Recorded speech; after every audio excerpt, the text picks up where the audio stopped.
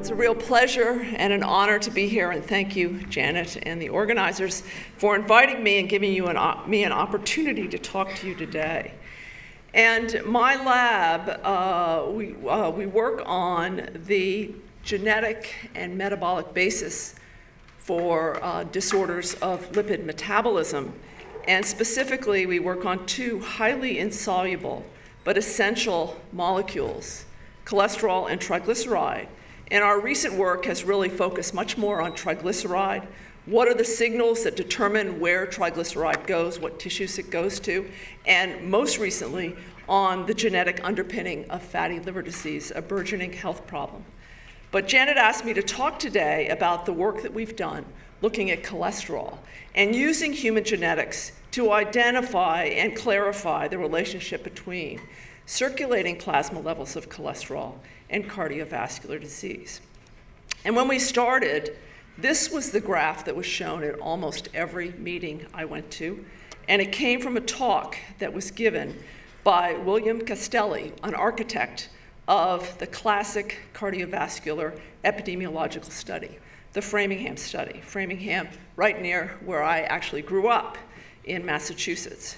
And by following this population and looking at the cholesterol levels and then following them for 26 years and seeing who got coronary heart disease and who did not get coronary heart disease, looking at these graphs, Castelli concluded what everybody in this room would conclude, which is cholesterol levels by themselves reveal little about a patient's coronary artery disease risk because of this tremendous overlap between the cholesterol levels in these two groups, the people that developed heart disease and the people that did not develop heart disease. But he also noted that if the cholesterol level is very high, 90% of those individuals went on to have a myocardial infarction. And really that was our starting point to look at the people with extremely high levels of LDL cholesterol. And when we started, I just want to briefly review LDL metabolism and what was known about the genetics of severe hypercholesterolemia. Liver is really the grand central station when it comes to cholesterol transport. It produces a triglyceride-rich particle, very low density lipoprotein, simple particle with one copy of ApoB100. It delivers its triglyceride to peripheral tissues where it can either be stored or oxidized, and produces a cholesterol-rich particle, LDL, and about 70% of LDL is cleared via the LDL receptors in the liver. And the major way we get rid of cholesterol, because we don't have the machinery to break down cholesterol, and we make about 1 gram a day of cholesterol, is by secreting it into the bile, either directly as cholesterol or after conversion to bile acids. And what was known at the time we started was that there were two dominant forms of hypercholesterolemia. Certainly the most famous is familial hypercholesterolemia, identified to be due to the mutations in the LDL receptor gene itself, and this by my colleagues in Dallas, Brown and Goldstein. But a phenocopy of that is familial defective ApoB, where there's a missense mutation in the ApoB where it binds to the LDL receptor, and this causes a dominant form of hypercholesterolemia discovered by another colleague in Dallas, Scott Grundy. When we started, we focused on the recessive forms of hypercholesterolemia to try to see other pathways that may be perturbed in these individuals.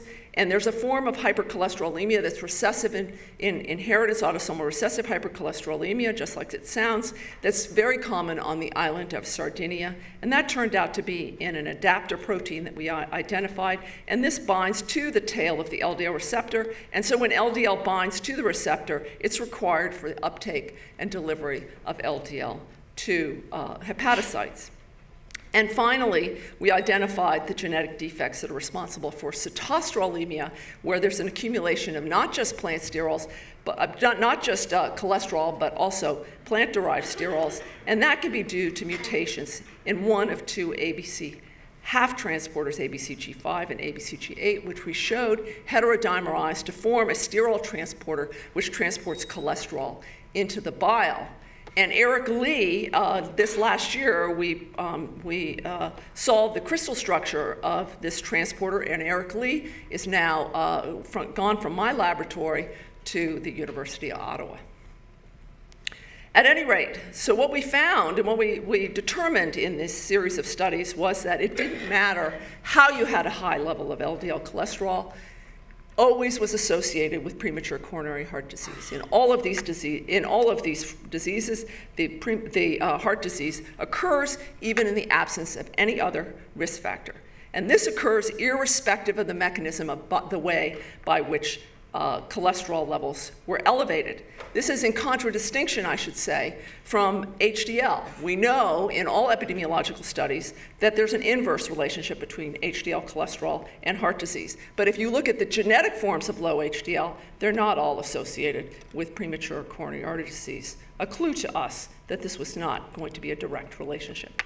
At any rate, so this told us that high plasma levels of LDL is sufficient to cause coronary heart disease. But what we really want to know is, are high levels of LDL necessary to cause coronary heart disease? We could have taken an approach by looking at Mendelian forms of low LDL, but the problem there is that these forms, there are diseases, but they have other problems. Fatty liver disease, malabsorption, not appropriate to look at whether or not they protect against heart disease. So we bit the bullet and went into the general population, had to develop our own population-based study to find individuals with low plasma levels of cholesterol who were healthy. And this is the Dallas Heart Study that you heard about. And it was finished in 2002, and it is a population-based study that includes just 3,557 middle-aged individuals. Each person came into the clinic and got detailed metabolic and cardiovascular phenotyping. And the major design features, these features were designed so that we could use this as a platform to do our genetic discovery studies, was to make it multi-ethnic. We have 3 major ethnic groups in Dallas. We want to take advantage of the fact that these different groups have been subjected to different environmental pressures, which would be reflected in their genome. We didn't care where we found mutations, we just wanted to find them. We did phenotypic precision. We did a lot of imaging studies. We always pick the very best, most precise studies available, and we've done extensive biomarkers in this population. At the time, it was very unusual to consent people to recontact them, but as a geneticist, an individual and knowing an individual and their genotype is much more informative in the context of a family, and so we consented everybody so that we could do family studies and mechanistic studies, and you'll see how important that was later. In our genetic studies, as I'll show you, we focused on low-frequency variants of large effect size, and I'll tell you our rationale for that. At the time, this was considered the architecture of complex diseases and traits. We know that for both plasma levels of LDL and for coronary artery disease, that about half of it is non-genetic, half of it is genetic, and this was determined by family and twin studies. But exactly what proportion of common variants, what proportion of rare variants contributed to coronary artery disease or any other complex disease or trait was not known, and the prevailing view was that common diseases were due to common variants, and this was the rationale and the basis for sequencing individuals, finding common sequence variations, and doing GWAS studies.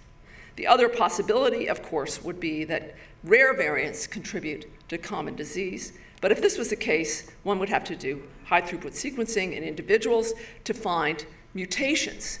And we were attracted to this scenario because mutations are associated with tend to be associated with larger effect sizes. Larger effect sizes are easier to dissect functionally. So we tested this hypothesis first, that rare variants contribute to complex traits by looking at a complex trait where the Mendelian disorders had been well described and where the genes were amenable for sequencing. And these are the 3 genes that we looked at. And we asked a simple question in the Dallas Heart Study. If these genes are contributing to low HDL in a healthy population, we would expect to see more mutations in individuals with low LDL levels than high LDL levels. And so we sequenced the individuals in these extremes. We looked at the sequence variations. We just sequenced the exons. We looked at the sequence variations that change amino acids and are present in one extreme but not the other. And you can see there was a 10-fold excess of non-synonymous sequence variations in the individuals who had low HDL versus high HDL. And as a control, we looked at synonymous sequence variations. And indeed, 15% of the individuals with low HDL had a rare mutation in one of these Mendelian genes. And we did this study with Ruth McPherson in Ontario, and she did the functional studies to show that the mutations that we had found indeed did disrupt the function of these proteins. This was very reassuring to us. It told us that in our population, if we took this approach, it's very likely that we would find informative sequence variations that would tell us that we could use as molecular handles to address the question we wanted to address. So as this was all going on, a very exciting discovery in our field was made. LDL metabolism, very well characterized pathway, but there was a discovery made by Boulot in France. She showed that patients who looked like they had familial hypercholesterolemia some of them had missense mutations. These two are the ones she's identified, missense mutations in this protein, PCSK9, a proprotein convertase, and a secreted protein that has a prodomain, a catalytic domain, a serine protease, and a cysteine histidine-rich C-terminal domain. And this protein had been identified by Nabil Sadeh from Montreal as a protein, the transcript upregulated in neurons undergoing apoptosis. But otherwise, almost nothing known about this protein. The protein undergoes autocatalytic cleavage. The prodomain sits on the catalytic domain, and it's usually, for this class of proteins, there's a secondary cleavage event that occurs oftentimes in the Golgi and allows and releases and the catalytic domain then can become active. This is not the case for PCSK9. At any rate, so PCSK9 was identified, but why does it cause hypercholesterolemia? And three groups, and we were really on the sidelines here, three groups, Breslow, Horton, and Sadeh, did the exact same experiment, or nearly the exact experiment. And what they did was they overexpressed PCSK9 in mice, not just the mutant forms of PCSK9, but also wild-type PCSK9. And they all gave the same result. Overexpressing PCSK9 in the livers of the mice resulted in a reduction in LDL receptors and hypercholesterolemia. So we had the Dallas Heart Study. This was consistent with these being gain-of-function mutations. Gain-of-function mutations are in particular residues in proteins, often very uncommon, whereas loss-of-function mutations are much easier to find. There are many ways to kill a protein. And so we thought through what would be the phenotype of individuals. If this indeed was a gain-of-function mutation, what would be the phenotype of individuals who had loss-of-function mutation? And the phenotype, expected phenotype, would be increase in LDL receptor number and a decrease in plasma LDL. So we went to our population and we tested this hypothesis. Very simply, we sequenced the coding regions of PCSK9 in the individuals who had the lowest LDLs in our population, and we were lucky enough to find two groups of sequence variations, one in individuals of European descent, a missense mutation in the prodomain of PCSK9 that lowered LDL by about 20%, and 1 out of every 50 African Americans had a nonsense mutation, either one here that causes nonsense-mediated mRNA decay, and one that truncates the proteins by 14 amino acids, and we showed results in retention of the protein in the endoplasmic reticulum, so it cannot get secreted. So then I just want to show you what the LDL distributions look like. These are the African Americans without the mutation. We had 33 that had the mutation, and I want to draw your attention to the fact that the whole curve is shifted But not everybody has a very low LDL, and this is not surprising because, as we reviewed previously, there are multiple factors that contribute, both genetic and non-genetic, that contribute to plasma LDL levels. But still, the mean is shifted down 40%. So next, we now had the capability to ask the question that we wanted to ask. What is the effect of a lifetime of having a lower LDL cholesterol level? And there was only one study we could do this in, a prospective study that is spearheaded by Eric Boerwinkle at our sister institution, UT Houston, and it has a sufficient number of African Americans and Europeans followed for 15 years. We looked at everybody who was not on lipid-lowering medications, and we just genotyped them for these mutations that we had identified previously. And the results are summarized on this slide. So for the African Americans in this study, the LDL reduction was 28% if they were heterozygous for one of these mutations. And yet, the reduction in coronary heart disease, as defined previously with a myocardial infarction or death from heart disease, angioplasty, or bypass, was reduced 88%, so much greater than the percent reduction in LDL. And this is in a very, very high, a population with a very high risk factor burden, over 50% having hypertension, a third having smoking, and 18% with diabetes.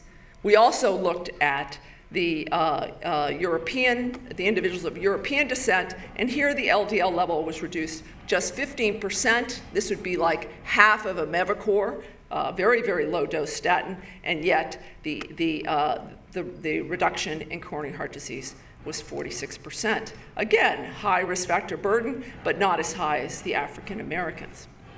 So, comparing these results to the results that obtained with statin trials shown on this slide. In general, the percent reduction in LDL is equivalent to the percent reduction in coronary heart disease in statin trials, and these are various trials. But when we look here, we're seeing much more reduction in coronary heart disease than would be anticipated based on the amount of reduction in LDL levels.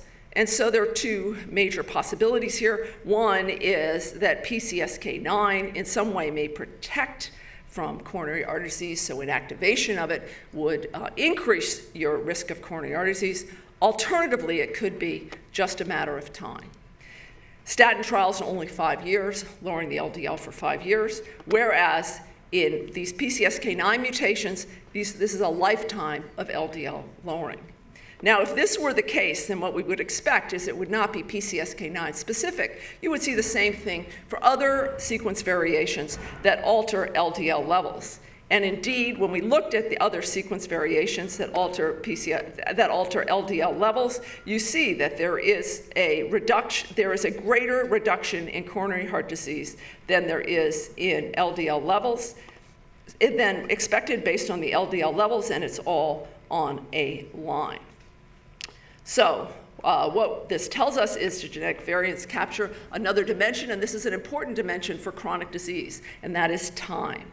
A phenotype is static, it's a single measurement, whereas a genotype is integrated over time. It's your chronic exposure, and we all know that coronary artery disease is a disease that takes decades to develop in most people. They don't have severe hypercholesterolemia, and it's about the cumulative LDL exposure, the milligrams per deciliter, times years.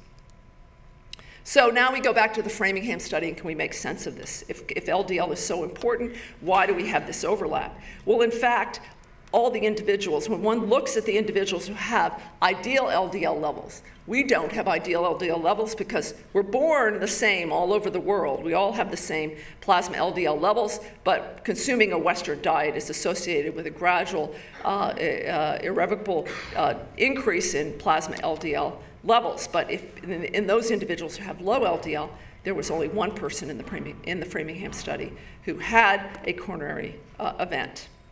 So this told us that high plasma levels of LDL are necessary and sufficient to cause coronary heart disease. So now we learned about statins and the work of endo, and which suppress cholesterol synthesis in cells And this is sensed by a transcription factor, SREBP2, that was identified again by my colleagues, Brown and Goldstein in Dallas. And we know that this works. It lowers LDL because you get an increase in the number of LDL receptors on the cell surface, a reduction in plasma levels of LDL. Well, interestingly, SREBP2 also increases transcription of and production of PCSK9. And this is most certainly part of the reason why statins, as you increase the doses of statins, you get less reduction in plasma LDL cholesterol after your first dose. And that's because PCSK9, as I showed you, attenuates the upregulation in the LDL receptor, so attenuates the reduction in LDL levels that one could have. So based on this, inactivation of PCSK9, we predicted it would be an excellent way to magnify the reduction in LDL levels. But would it be efficacious? The human genetics tells us, yes, it would. If you inhibited PCSK9, it would be efficacious, but would it be safe? And there was worry here because PCSK9 had been activated in zebrafish, and the zebrafish did not fare well. It was an embryonic lethal after there was perturbed CNS development. So we went out and we collected the families of all the individuals who had the PCSK9 mutation in the Dallas Heart Study, and we were lucky to find one family which was particularly informative. This is our Dallas Heart Study participant who was heterozygous for nonsense mutation, and you can see she gave, in yellow shown here, she gave that allele to some of her children, and those children all have very low LDL levels. But there's low and there's really, really low. So we wondered whether or not this individual might have inherited another mutation, and indeed she had, that she had gotten from her father, a mutation we've never seen since, nor has anybody else, but we showed that this mutation interrupts the secretion of LDL, and as predicted, when we immunoprecipitated PCSK9 from the blood of the individuals in this family, she has no detectable PCSK9. So, what's the story with this woman? She's now, actually, she was 32 at the time we collected her originally in the Dallas Heart Study. She's now 42. And she has her exam was completely normal, at least to my exam. And her imaging studies of where PCSK9 is made, liver, kidneys, brain, completely normal. Fat-soluble vitamins, the major role of LDL is to carry fat-soluble vitamins. Hers were, she had no vitamin deficiencies, and cholesterol is the building block for steroid hormones. And so there was concern that she might have problems with her adrenal function, and her ACTH stimulation test was completely normal. She's a healthy, college-educated aerobic instructor in Dallas. So she is one. Now there are 3 people that have been identified who have no PCSK9, and it looks like it is safe to live without. And but of course that will await seeing more individuals who at older ages. But I want to briefly, in the last few minutes, review some of the studies regarding the mechanism of action of PCSK9. And I think one of the most interesting and informative studies was one done by my colleague in Dallas, Jay Horton. And what's shown here is a mouse that's transgenic for PCSK9, expressing PCSK9 in the liver. And there's parabiosis, so joining of the vascular system with a wild-type mouse. And that we can see that the vascular system is conjoined because injecting blue dye into the circulation of one mouse shows blue dye in the other mouse. And when we look at the transgenic mouse before and after parabiosis, there's no LDL receptor. This is exactly what we would expect. In the wild-type mouse, before the parabiosis, the LDL receptor is easily visible, but after the parabiosis, it's not detected. And this tells us that PCSK9 acts extracellularly. Obviously a key question because in terms of how to target it for therapy. And also that in other studies that I don't have time to show, PCSK9 catalytic activity not required for its effect. So even though it's a serine protease, that activity is not required except for in the original autocatalytic cleavage of the protein. So LDL binds to the receptor in coated pits, gets internalized, and in the low pH of the endosome, the LDL receptor changes in conformation, dissociates from LDL, and LDL goes to the lysosome, as has been elucidated by Brown and Goldstein. PCSK9, we showed and mapped PCSK9 binds to a repeat, an EGF like a repeat specifically in the LDL receptor, and recently Gustafson et al. Has reported that the prodomain binds to proteoglycans on the surface, heparin sulfate proteoglycans on the surface of the cells. When it gets into the low pH of the endosome, we showed, as other, that the affinity of PCSK9 for the receptor actually increases, and then PCSK9 together with the receptor goes to the lysosome so that the LDL receptor cannot be recycled to the cell surface. And so taking this information in hand, Deisenhofer in Dallas co-crystallized PCSK9 with the EGFA-like repeat, and that is shown here. And it's a 500 angstrom flat surface, hydrophobic core with a hydrophilic interactions circling it, but very flat, not amenable to small peptides, and much more amenable to antibodies. But I should say there is an interesting paper that was just published. Genentech has found a region in this interface that they think, a little pocket that they think is maybe susceptible to a small peptide. And there have been a whole series of studies. Antibodies have been developed. 2 are FDA approved, and this year, this is just one of the studies showing that anti-PCSK9 antibodies, and this is in statin-treated patients, because patients have to be treated with statins because they're so effective in lowering the risk of heart disease. And these are people who had coronary heart disease, and they had to have an LDL over 70.